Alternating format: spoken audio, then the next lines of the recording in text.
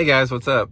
Welcome back here to today's episode of Intuitive Angling, and hope you guys are having a good day. And man, I really appreciate you making some time out of your day to check the video out. I know that we're all busy and just sort of have a certain amount of time to watch these YouTube videos, so thanks a lot for checking out mine. I really appreciate that. Today, guys, I want to have a little conversation about the explosion in the rise of the number of anti-Randy Blaukat podcasters we've seen the last couple months here. It's the last couple weeks, it's went to a whole new level, and I sort of want to talk about them a little bit, address some of the points that they're trying to make, and get into that. And obviously, curious to get your guys' feedback on that as well. Also, guys, just a real quick couple real quick housekeeping tips that you guys have to suffer through on every video here. Appreciate that. I just want to invite everybody to please consider hitting that subscribe button here at Intuitive Angling. Free and easy, man. We've had some great channel growth despite everything the last couple weeks. And also, guys, please check out my Fish the Moment Lake Map breakdowns. I'll put the link in the description. These are breakdowns that I built for Fish the Moment's website. They're great resources to learn more about any favorite lake that you have in the country. It gives you guys some good spots you can go right to, download on your GPS units, and it's just a really good resource to learn more about seasonal patterns and movements of fish. So link in the description there. I really appreciate that. Okay, guys, if you're into following bass fishing, you probably haven't missed it there. There has been an explosion of podcasters coming out there, bashing Intuitive Angling and Randy Blaukat for my stance on forward-facing sonar. Basically, just saying that I'm the one creating all this division in the sport, and I'm the freaking devil, and I'm the worst thing that's ever happened to fishing, if you hear a lot of them. So I want to get into that a little bit here. First of all, one of the things that I find funny with this is I appreciate my fans, man. I have got so many great fans, or I don't want to call them fans, but so many great people that follow my channel and are so supportive. But there's a small minority of the viewers out there that their favorite, not just viewers but podcasters both, their favorite deal is to say that I'm washed up, irrelevant, can't catch fish anymore, and I'm just trying to stay relevant, and I'm just this washed up old geezer. Well, for somebody that's irrelevant and washed up and an old geezer, why do I get mentioned freaking anytime the topic forward-facing sonar comes up? And none of these podcasters can seem like they can do a podcast anymore without talking about me. If I'm so irrelevant and washed up, why am I on their radar all the time? That's one of the things I don't understand here. Now, a couple different things I want to talk about before I actually get into the meat of this is that I want to address this division part. We've talked a little bit about before, because that's the big thing that they're talking about, is I'm dividing everybody in the bass fishing industry. Even though I'm washed up and irrelevant, somehow I've got this superpower that I'm dividing the entire bass fishing industry, because I'm this some cult leader or something out there has this legions of mindless followers that can't think for themselves, and I'm just pointing them in the wrong direction. If there is a division in the sport regarding technology, that division has came from the tournament organizations from allowing this technology. That's what's created the division, not me. I'm just a broken down signpost pointing the way. I don't have anything to do with that. But on every level, it's like, I don't care if you're the president of your local bass club that allows forward-facing sonar, or if you're Bassmaster MLF. Ultimately, when you trace it back, the division occurs from the fact that the tournament organizations have forced anglers to use this to compete, and they've not made it illegal, with the exception of a few organizations like NPFL and some smaller circuits out there. So if there is a division, it's been created by the tournament organization forcing this technology down the throats of the anglers. And that's what I have always said, guys. It's like a lot of the podcasters out there have twisted this around into saying that I'm insulting the young anglers for using the technology, and I'm causing all these problems. I have never insulted anybody that uses forward-facing sonar. I always go back to the fact that tournament organizations have forced every angler to use it to compete. It's not the fault of the tournament anglers. And I've never pointed out or criticized any individual tournament angler for using it. They simply are doing what they have to do, what they've been forced to do by the tournament organizations in order to compete. So that's the bottom line of it. But anyway, let's talk about this explosion of this anti-Blaukat podcaster deal. Guys, I've got a family to take care of. I've got 4 kids, family to support. I work 3 jobs. I don't have time to sit and watch every podcast that comes out there. The 3 podcasts that I do watch regularly are Zal Dangerous, Get Your Fish On, and Mercer. Those are the 3 that I watch. And I don't have time to watch anything else, but so many of my, people that watch my channel, they forward me everything, so they forward me all these clips from podcasters, that are coming up with this, Randy Bashing type of thing on there. And guys, there has been a precipitous rise in the amount of this. And a lot of these guys out there, they are, you talk about, a lot of people say, oh, Randy uses forward-facing sonar to get clicks, which is a freaking lie. There is a bunch of podcasters out there that use my name to get clicks, because we have seen that. If you've been watching podcasts over the last 3 or 4 weeks, you can't watch a podcast without my name coming up on it, attacking me. Like, there was this one podcaster last week somebody sent me a clip of that was like calling, people that watch my channel goons, that, were against forward-facing sonar, a lot of other derogatory comments from other podcasters. But one that really hit me strong was, there was this one guy, I can't even remember his name, who he was. I never heard of him before, but he was dogging me and criticizing me like they all do. And he was saying the days of flipping a biffle bug next to a stump to catch a bass are over. And there's something about that hit me wrong when that dude said that, because you talk about something that is like a derogatory statement towards bass anglers that are against this technology that's destroying our sport. That was a backhanded, subtle slap against the majority of bass anglers out there, basically saying that if you like to flip a biffle bug next to a stump, you're this washed up, backward, troglodyte Neanderthal that is too stupid to do anything else, so you got to flip a biffle bug next to a stump because you don't know how to read forward-facing sonar. So this type of stuff goes on all the time, and there's this tremendous rise in the number of podcasters that are just getting on this bandwagon about trying to villainize me, and for my stance on trying to save the future sustainability of the sport, that's all I'm trying to do, guys. I'm not trying to make anybody's life miserable with that. We've got a huge movement. What's happened over the past 4 or 5 months, if you've been paying attention, unless you've been living under a rock somewhere, you have seen this huge, like this seismic shift in the perception of forward-facing sonar and what it's doing to our sport. People are coming out against it in a big way.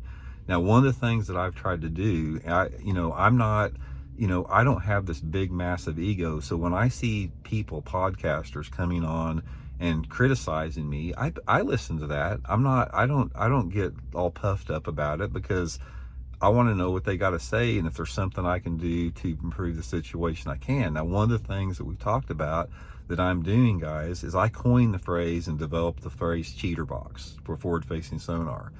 And one of the big criticisms with that is people say that I'm calling people cheaters with that. So even though I'm not, that's not what I'm doing, and I'll explain that, is I'm not going to use the word cheater box anymore, because that is offensive to some people. A lot of people think that me developing the term cheater box, that means that anglers that use it are cheaters. That's not what my point was on that. When I said cheater box, I'm talking about that particular technology it's encouraging a way of fishing that is not fair chase.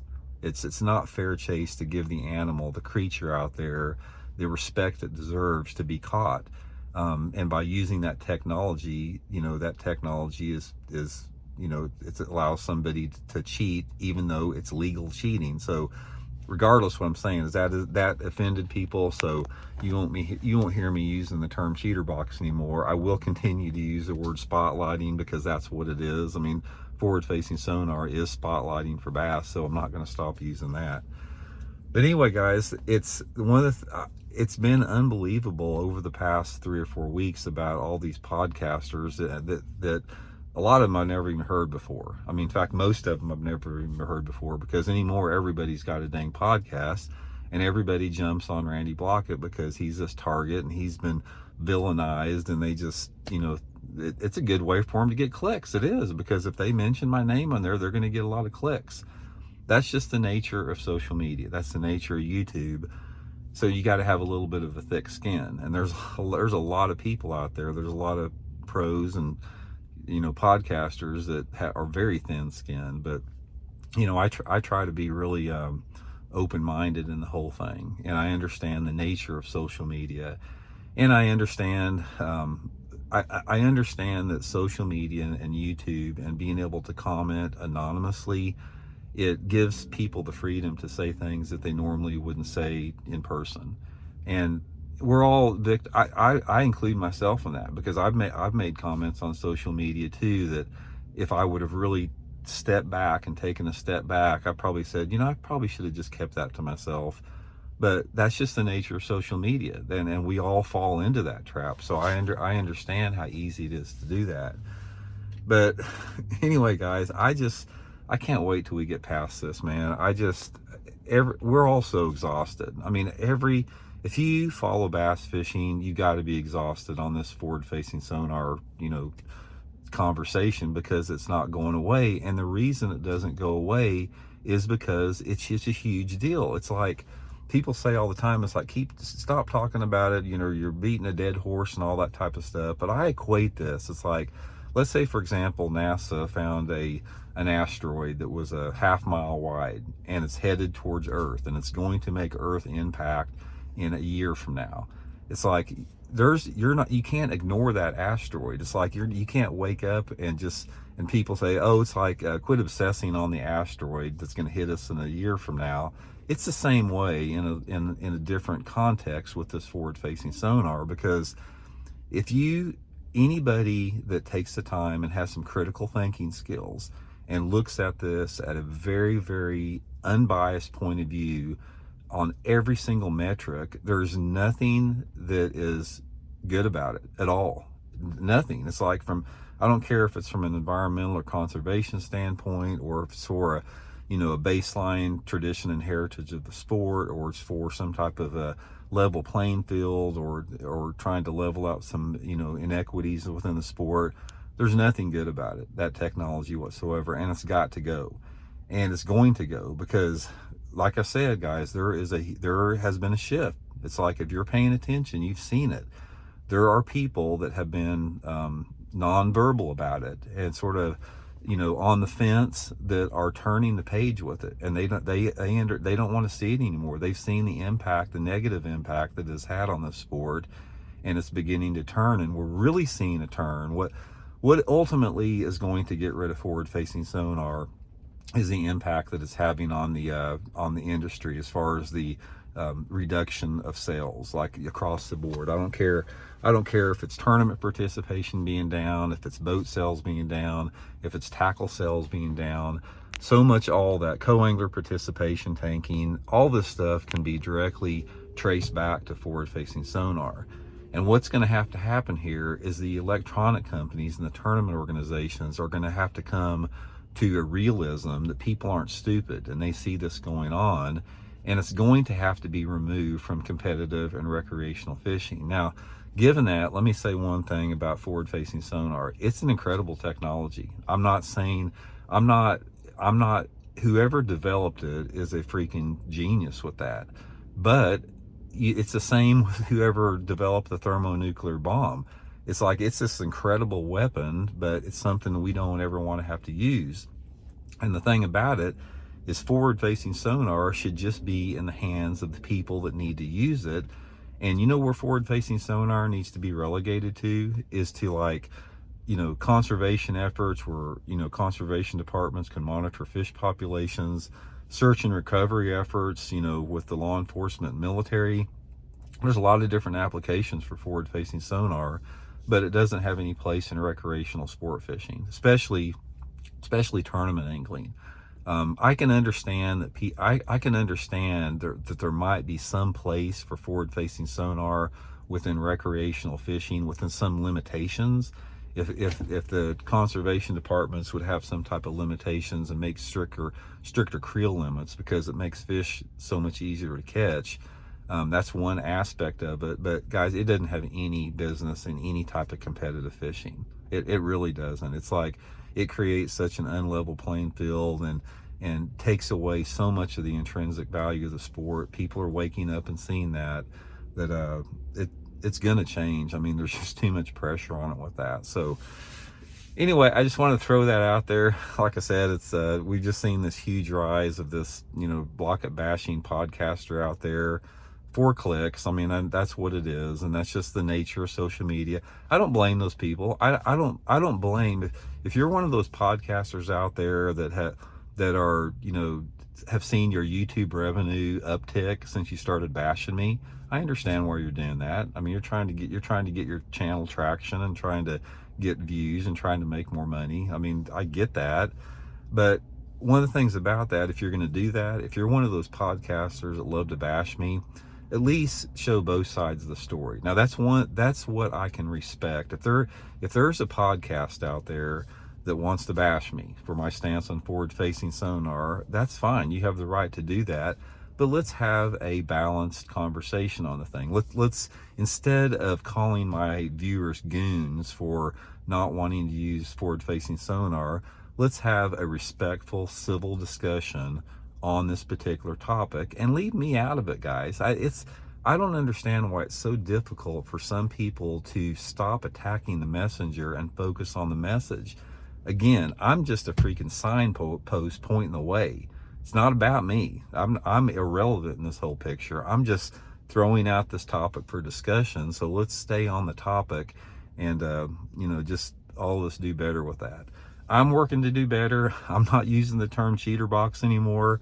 I'm going to be using spotlighting, forward-facing sonar, all that type of stuff. So I'm making some type of effort. We can all do something to make it better. So anyway, guys, hope you all are well. We'll talk later.